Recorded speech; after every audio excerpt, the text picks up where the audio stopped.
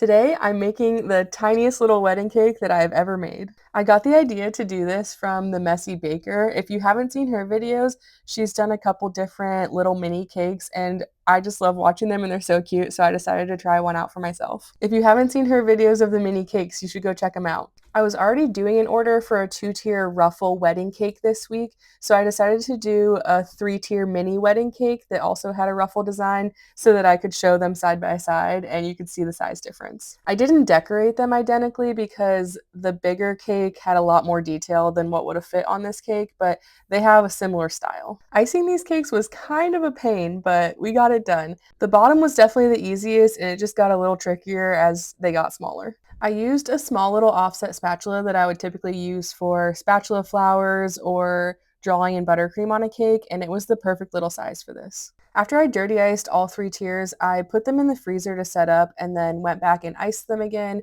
put them back in the freezer before I stacked it. This cake was probably the easiest cake that I've ever stacked. Everything was so tiny and light that you could just set it down on top of the tier before. It didn't need dowel or anything, and it was super easy. I went around the bottom of each tier with a 15 star tip and did the border all the way around, and then I started on adding the ruffles. For this, I used our smallest petal tip, which was a 101, and it honestly probably could have been a little smaller, but that's all we had. I decided I had to add drop lines to this cake, so I used a 00, the smallest round tip that we had, to do these tiny little drop lines. I wanted to add something to the peak of each ruffle, but was afraid if I used a star tip, I would drag the drop line along with it, so I decided to go with these tiny little pearls. And then I finished it off by using a 13 star tip to go around and do my favorite little over-under border on each tier. And here's the final result. It literally fit in the palm of my hand, and then here it is beside the normal size 2-tier cake that was ordered this week.